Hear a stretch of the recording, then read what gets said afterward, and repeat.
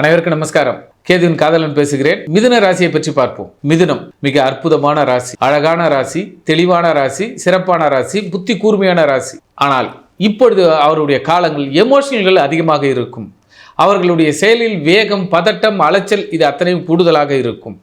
அதை சற்று குறைத்து நிதானத்தை கடைபிடித்து வந்தால் மிதுனம் தன் எண்ணங்களை ஈடேற்றிக் கொள்ளும், தன்னுடைய ஆசைகளை நிறைவேற்றி கொள்ளும். மிதுனம் மிக அற்புதமாக காலம். ஆனால் அவர்களுடைய தோல், அதாவது உடல் உபாதைகளில், குறிப்பாக தோள்களில் அல்லது நம்மளுடைய கை தோல் பட்டைகளில் மிக கவனமுடன் இருக்க வேண்டும். குறிப்பாக இப்படி சொல்லலாம், அக்குன்னு சொல்லலாம், கழுத்துன்னு சொல்லலாம், அதுக்கு அடுத்தது பின்கழுத்துன்னு சொல்லலாம். இது அத்தனையும் மூன்றாம் இடம் உள்ளங்கை, கைகளில் ஆயுத பயிற்சின்னு பேர். இந்த ஆயுதத்தால் எது செய்கின்ற வேலை, பெண்களாக இருந்தால் காய்கறி நெருக்குவாங்க, ஆணாக இருந்தால் விறகோ அல்லது சம்படிஸ் மெக்கானிக்காக இருந்தால் தன்னுடைய டூல்ஸ் பாக்ஸ். ஆயுதங்களை கையாளும் பொழுது மிக கவனமுடன் கையாள வேண்டும். அதுபோல உறவுகளில், பங்காளி உறவுகளில் மிக எச்சரிக்கையுடன் இருக்க வேண்டும். குறிப்பாக இளம் பெண்கள், இளம் காளையர்கள், இவர்கள் இப்பொழுது உணர்ச்சிகளின் வேகத்தை கூட்டுவார்கள். எனக்கு இப்பயே வேணும், இப்போ எனக்கு பதில் சொல்லு, இப்போ என் லவ்வை ப்ரப்போஸ் பண்ணு, லவ்வுக்கு எனக்கு முடிவு சொல்லு, என்னை விட அவனுக்கு என்ன பிடிக்கல, இல்லை அவனை விட நான் என்ன பிடிக்கல, அப்படி என்று நிதானம் இழக்க நேரிடும். நிதானத்தோடு இருந்து பழகுங்கள், வெற்றிக்கனி உங்களை நோக்கி வரும். நிதானம் தவறினால் ஆபத்துக்களை சந்திப்பீர்கள், அல்லது அவமானங்களையும் எரிச்சல்களையும், என்னப்பா இந்த புள்ள மதிக்க மாட்டேங்குது அப்படின்ற ஒரு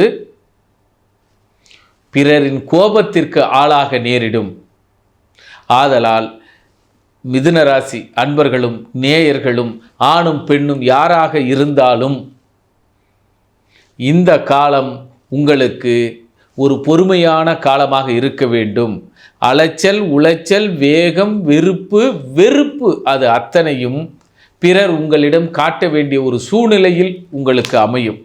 ஆக மிதுனம் பொறுமையுடன் இருந்தால் உங்களுடைய மதிப்பு மரியாதைகளை உயரும். அதுபோல பெரும்பாலும் இவர்கள் காடுகளுக்கு இப்போ செல்வதற்கு வாய்ப்புண்டு. காடு கழனிகள் அத்தனையும் சரி செய்வதற்கு வாய்ப்புண்டு. அது மாதிரி ஓரிடத்திலிருந்து வேறிடம் உருமாறி இருப்பார்கள், வேறிடம் இடம் மாறி செல்வார்கள். இது அத்தனையும் நடக்கும் இக்காலம். ஆனால் அத்தனையும் பொறுமையுடன் நீங்கள் சகித்து கொள்ள வேண்டும். மிதுனம் இந்த காலம் சகிப்புத்தன்மையாக இருக்க வேண்டிய காலம். சகித்து கொள்ளுங்கள், ஒரு வாரம் சகித்து கொள்ளுங்கள், ஒரு மாதம் சகித்து கொள்ளுங்கள், குறுகிய காலம். ஆக சகிப்புத்தன்மையை வளர்த்து கொள்ள வேண்டும் மிதுனம்.